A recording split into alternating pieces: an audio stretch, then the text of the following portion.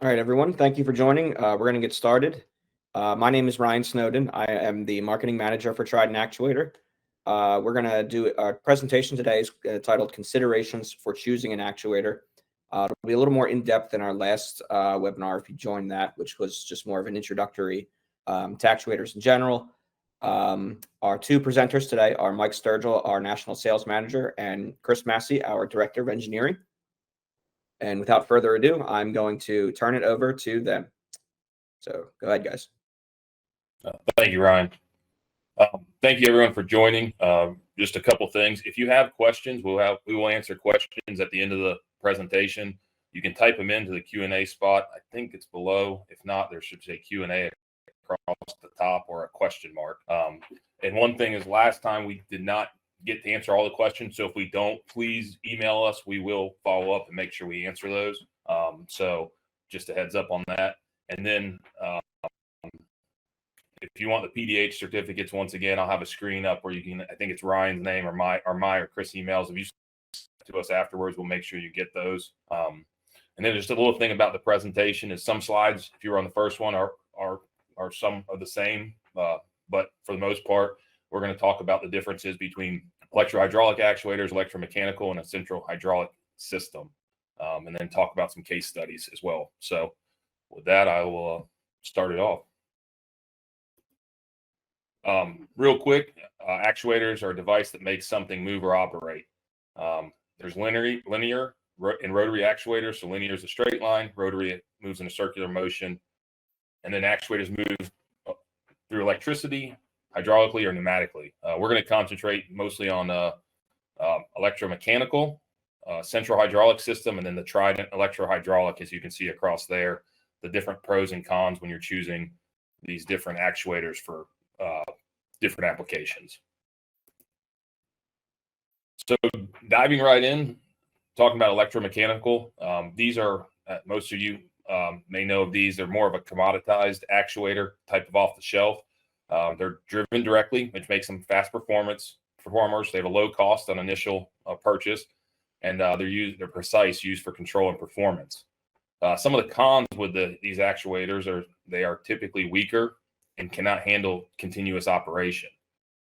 Sometimes they have complicated designs that risk for breakdown and downtime, and then there's a higher cost of ownership, especially during downtime and maintenance. So once again, more low cost on the initial purchase, but over time they are much more of a risk for maintenance and repairs compared to other types of actuation.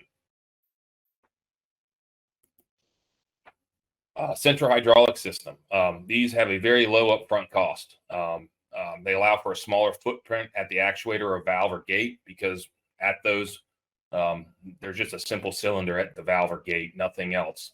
What you see there is a central hydraulic system on the floor of the actual plant there. One thing that happens is these systems control many valves or gates with one system. So if you lose that one system, the whole system is down. So even though there might be a different cylinder at each valve, and if they're on valves, if that central hydraulic system is to fail, you cannot open or close those valves. They have a higher cost of maintenance, obviously, with a lot of hydraulic fluids that are running through the system. Also, they have a lot of opportunity for leakage. I mean, you can see there is there's your motor with a hydraulic reservoir and some accumulators there. And also, even though that they're a smaller footprint on the valve or gate, their actual footprint in general is much larger when inside the plant or pump station. As you can see, that's a larger skid on that central hydraulic system right there that houses the motor and accumulators and the hydraulic reservoir. So space constraints can be a real issue using this type of technology.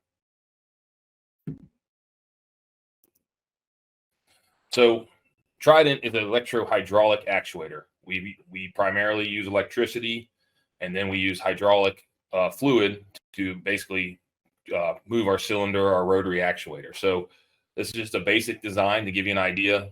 We have an electric motor and a pump that basically moves hydraulic fluid from our reservoir into our, whether it's a cylinder or it's a rotary, whatever the actuation is, to basically move the valve or gate. So Simple use is electricity as our form of power, but then we use hydraulic oil to actually do the movement of the gate or valve. So pros or cons for an electro-hydraulic actuator. Pros, we have a much longer lifespan than the other actuators mentioned. Minimal maintenance. They offer more power with the hydraulic fluid. They have their location and usage versatility. They can be horizontal, vertical. Because ours are unitized, the cleanliness, you're not having hydraulic fluid all over the floor like you see in a lot of the central hydraulic systems, and they're safe because they're unitized. Some of the cons that you have against an electro-hydraulic is the larger upfront cost, especially compared to both the central hydraulic and the electromechanical. And there is the chance for hydraulic fluid leak potential. I mean, obviously there's hydraulic oil in the system, so there's opportunity for that. We'll talk more about the Trident, where we kind of overcome that. Here, to give you an idea what the Trident looks like underneath our enclosure, our standard is stainless steel with a base plate stainless steel. This is actually a fail-safe actuator, so it has an accumulator and a hydraulic manifold. This is a cylinder, so it's a linear, and we use position transducers with our actuators for once again less maintenance than like limit switches. We use 3/16 stainless steel because this hydraulic oil pressure is usually about 2,500 psi. One thing to note, these gauges would not be on there once we put the top on. Those are just for testing, and they're capped off. So really, if you take a deep dive into ours, when I said the hydraulic fluid leak potential, we really don't have many opportunities for leakage. We cap off a lot of items. We have very few connection points between the hydraulic reservoir and the cylinders to, prevent that from occurring. One thing we do have inside the enclosure is a sensor if something does occur, and it will tell the control panel that, hey, something's going on inside of our enclosure. But when we talk about minimal maintenance, if you never get anything that tells you to go inside the enclosure, you never open up the enclosure of the actuator. There's no need to. There's no filter in there. So we try to make it maintenance free as possible. That being, what we call fail safe on power loss or command, has an accumulator with stored energy. So if you lose power, obviously the actuator will allow for that gate or valve to open or close, whatever the sequence is the customer requires. This is just a picture where you can see an accumulator, electric motor. And then we do have redundancy from electrical power to the fail safe accumulator to every one of our actuators has the manual hand pump if it comes down to it, if you need to do that. So what challenges do we solve at Trident? We want the critical applications where gates and valves. We can meet any customized solutions you need. We really are an engineered to order type of actuator, not off the shelf. We have reliable operation, whether it's from power outages with fail safe or just, we do modulating valves. So the type of where you need reliability, we want to be installed. Like I said, we build linear and rotary. We build fail safe on power loss or command, or we can just build fail in place or fail set. So at power loss, the gate or valve will stay where it's at till power is restored. Our actuators are unitized. They're explosion proof and submersible. We'll talk about that a little bit in the background. And then big thing about us is our control panels come with non-proprietary parts. So very easy for the end user. If something happens in the control panel, if something's going to happen, it probably will be there with all the parts and pieces. You can just go to your local supply house. And then we have SCADA integration for remote operating. And once again, you're going to hear a lot about Trident is we're completely customizable. It's really an engineered to order type of product. Real quick, these are just the different valves, what you would see, on a butterfly, you can do linear or rotary. Gate valves would be a linear, straight line. Knife valves, linear. Plug valve could be a linear or rotary actuator. Once again, globe valve is a linear actuator. Ball valve, we can do linear or rotary actuator. And then a cone valve is a linear actuator. Really where Trident is, I guess, would say our bread and butter would be in the pump control valves, either rotary cone or metal seated ball valves. And then on your influent gates, because typically those valves have very expensive pumps behind them that, we need to keep safe in case of a catastrophe. So typically we have on all three of these would be our fail safe linear in a straight line motion to protect your assets. And on an influent gate, obviously too much water incoming or product incoming, you want to be able to close it, not to mess up the rest of the work, whether it's water treatment or wastewater treatment. So this is really where Trident plays the best in these critical type of applications. Across the water cycle, I'm not going to read it all out just to be cognizant of time, but we will send the presentation out as well. We're in water extraction, storage, distribution, wastewater collection, treatment, and water release. Just to give you an idea, we talked about the critical nature of the influent gate, and then your pump control valves. These are where you have fail safe. So you have the accumulators with the stored nitrogen in case of power loss to protect your critical infrastructure. But at the same time, there's gates and valves throughout this whole process that maybe aren't as critical to open once or twice a year. We can put our fail place or fail set actuators so you can have uniformed across the whole treatment process. Same thing with, oh, that's our old slide. Sorry about that. But same thing here. We would put, our fail-safe actuator on the influent gates and a lot on our pump control valves in the clean water process to get to the customers. But throughout the presentation or throughout the process, you can have valves and gates where you can still put our fail place or fail set.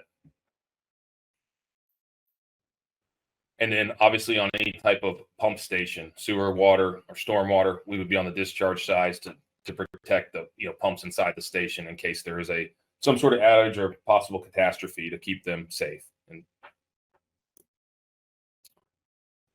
so now that we've talked about those things, I'm going to talk about some different applications where obviously, where Trident really succeeded much better than the other options. So here's a project outside of Dallas, Texas, where we have obviously a bunch of Tridents on the clean water pumping to hundreds of miles away to residents to give them clean water. One thing about why they went with Trident is they had obviously pumping all that way is there's significant concerns for water hammer. We can have our actuators and the fail safe close as fast or as slow or a variable speed. So on this one, we had to create a 15-minute closing time to remove water hammer concerns all the way up to possible 30-minute close time. And like I said, with a variable speed, we could close really fast for the first 80% and then really slow for the last 20%. So the reliability, allows to keep these big pumps safe from any type of water hammer coming back from the piping. And these were all our linear 3500 fail safe actuators on the different size valves they had there. This is another great application. We talk about reliability. This is in New York City. This is number one. It had to be explosion proof. You can see the explosion proof panel there. It was on a modulating gate that obviously was opening and closing continually. So they needed reliability. So this is not a fail safe, but it's our linear fail set, fail in place, and basically the gates regulate the amount of water discharged during wet weather events. This has been in operation since 1998 and still operating. So when we talk about, number one, our length in the field, and then we talk about the reliability, this is one that really does the job, as well as being in a classified area with explosive gases. So we checked all those boxes where other actuator technologies may not be able to. Just another one on some influent gates in New York City as well. This is, some different rotary. We had rotary and linear actuators on different valves as well as influent gates. But, once again, another one is, they need reliability. This is kind of talks about uniformity. We have, kind of throughout the plant with our actuators here. And then but they needed that fail safe, especially on the influent gates, to isolate chambers for short services and repairs. So they couldn't release, untreated water into the East River that wasn't ready to go. So, once again, environmental impact that we're helping to not make worse, possibly. Sorry, another one for New York City, but this one talks about our submergibility. This pump control valve was actually underwater during Hurricane Sandy. And basically our actuator continued to run for about 1 week underwater and operating. They were obviously doing it remotely, but that showed the submersibility capability of Trident actuators. So if you have a flood prone area, even if they're not flood prone anymore, it seems with the weather events, it's happening more and more. Our actuators can operate underwater. So that can still, make sure it's operating your infrastructure, your critical infrastructure during those type of events. We talk about, being in different, not everything's inside of a plant or a pump station. This one is literally out in the desert in California. This is actually a rotary. So it moves in a circular motion on a butterfly valve that, basically pumps gray water to Southern California areas for agriculture. But you can see out there, our enclosure can withstand the elements. And the way we create it with an oil reservoir allows for heat to dissipate, and so that doesn't heat up even in those type of elements where it is in the desert. And this is a fail safe as well to prevent basically any type of backhammer if something were to happen from the distribution lines.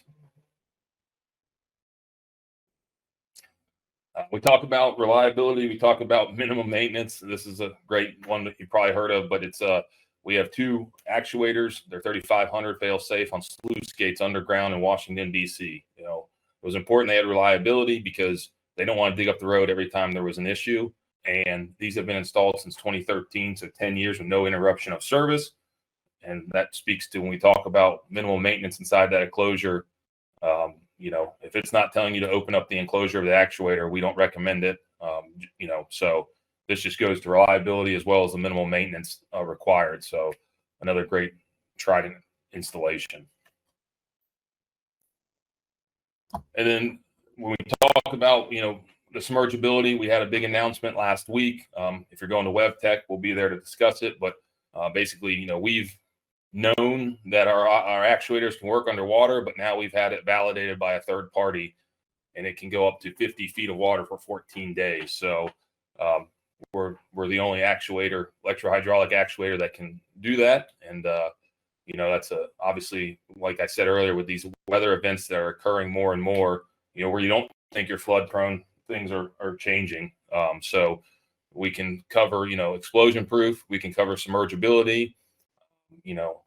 We can be completely customizable, reliable, and really maintenance free. So, a lot of things that we can offer compared to some of the other technologies out there on the marketplace. And I think that's okay. So I'm going to leave it on this slide. That way, if you want to just take a picture of it or jot it down for your PDH credits, certifications, you can just send it to us. We'll make sure Ryan gets it made up there and sent back to you. And also we can send out the presentation as well. I guess with that said, I'm going to stop. And I guess Chris has been monitoring the question Q&A section. So I'll let him moderate that with some questions that maybe came through. And I think we're going to put another poll up, right, Ryan? Or no? Yes. At the end, we're going to just ask how you heard of this webinar. But if anybody has any questions, now would be the time to ask, and make sure we get them answered. Also, if you want to register for our rep portal on our website, that'll give you access to the full webinar and the full webinar video that will be posted to YouTube. And but if you just need the presentation, we can just the slideshow, we can get that to you as well. Mike, we have a few questions already and a couple more coming in now. So if you can go back to the slide on the central hydraulic system, there's some questions about the pros and cons of a central hydraulic system versus a little bit more detail, because this is a pretty common occurrence. So there are a few people asking for a little bit more detail about the pros and cons of the central hydraulic system. Okay. Yeah. So one thing we do have is an advantages between the Trident and us PDF. So if that's something you're interested in as well, we'll make sure we get that to you. And it kind of goes more into depth. But the big thing here is you can see, it's very, it's not much of a technology, I would say, a simple control panel, a motor, a reservoir, and these are some accumulators of stored energy. But you can see when you talk about leakage, I mean, just look at all the hydraulic leaks and stuff like that. And then you have high pressure hydraulic fluid going through these different lines that are exposed. So not a real safe environment. And then it's not let me see if this other one, sorry, I'm going to go back, but I don't think, I wish I had it. So right here, actually, that's like the cylinder. So here's a different hydraulic system, big hydraulic system. Look at that. They had to put a barrier around it for leakage. You got exposed hydraulic lines, motor, reservoir here. But all these valves have a cylinder like that on each valve. And that's basically how they operate, opening and closing the valves. But if you have a kink in the armor, just one, it shuts down all of these different cylinders until it's repaired. So cheaper upfront cost. Yes, this is a very small when it's on the valve or gate. If it's just a simple cylinder, but then you look at this big, large, space. This space it takes up on the floor, and then, like I said, I mean, they're building extra containment just for this. So one thing with ours, everything's self-contained. The hydraulic system self-contained, and a unitized self-contained enclosure with very few leak points. If that hopefully answered that, Chris. If not, So, please, as well. Yeah. So someone else asked, you mentioned maintenance a number of times. They're asking about oil change, filter change, common maintenance issues. So we have no filter inside of our enclosure. It's a, I'll go back to the last page in case people needed it.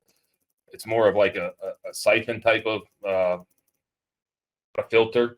The oil change, most of the time outside of, your clean water applications, it's pretty thick oil that we use. That's, really not required changes because the way it only operates when we need it to. So it's in the reservoir. It's not, you're not constantly moving that oil back and forth unless we're operating, opening and closing. So, but if you have the clean water ones, they do use a thinner, like that food grade. So sometimes that's required, but we highly don't recommend that, to open that enclosure if it doesn't tell you to. So, I mean, really the maintenance, if we have preventive maintenance, it's mostly on the control panels, looking at the parts and pieces are operating. If you have fail safe, make sure it's operating like it's supposed to when you do the maintenance. And then a lot of it's visual inspections. But for the most part, inside of that enclosure, no, we don't tell you to mess with it unless it tells you to. Someone else asked about lead times, Mike. I would tell you from approved submittal, the cylinders or linear actuators would be about 22 to 26 weeks from approved submittal. Rotaries, we create two different ones. One's like a rack and pinion that's probably in that time range. But we like to use a different rotary actuator. And there's a really much longer lead time on that actual piece. It's about 40 weeks, but it's also a lot more precise than the rack and pinion type. So that's kind of the lead times there from approved submittals. And then, Mike, looks like the last question came in about submergibility. Are there intentions to increase the length of time or the depth of the certification for the submergibility testing? Yeah. So anecdotally, we believe we can hit some more limits. Right now, we were very excited about being the first to do that validation. So future state, yes, we may look at, further depth. We're pretty positive they can do it, but we would like to get that validated. So yeah, it's definitely a thought of Trident's mind. If you have, certain applications and specs that are pushing those limits, please just let us know. I mean, we'll take a look at it sooner than later, but right now we haven't run into that as of yet. So, but we know that there's an opportunity for that, and we're going to definitely look at possibly pushing the limits on that as well. And another question just came in, Mike, that I'll answer. Does the nitrogen charge accumulator need to be recharged after a power fail condition? The answer is that yes, the accumulator itself needs to be recharged, but not the nitrogen. So the nitrogen will hold the pressure. After a power fail condition, when the power comes back on, the first thing that our actuator would do would be to fill up the accumulator before it allows any additional function. So as long as the accumulator is not filled, that's the priority. And then once it is, the valve will be closed and the accumulator will hold pressure, and then the system can operate normally. So, but there's no need. It's a completely sealed system, so there should be no need to recharge the actual nitrogen. But the oil in the accumulator will be recharged after a power fail condition automatically on startup. And another plug, if you have any more questions, please email us. If you think of something else, like I said, also, if you need the PDH certs, another plug, if you're going to WebTech, we'll be in Chicago at booth 3356. So we'll be there as well. If you want to come by and just talk to us even further, Chris and myself will be there, and we will have our demo unit there so you can see it, the actuator kind of in working with the fail safe. And if you have questions about the submergibility things that we announced and the validation, please let us know. And really, thank you everyone for taking your time to jump on this webinar. And as Ryan said, we'll look to build on this and try to do one monthly that hits on different areas of actuation. But from Ryan, Chris, and myself, and all of Trident, thank you for attending today. And please follow up if you need anything more from us. Have a great day. Yes, thank you, everybody. As we leave, there is a poll coming up. If you could just let us know how you heard about us, that would be great. And other than that, thank you for joining and have a great day. Thank you, everyone.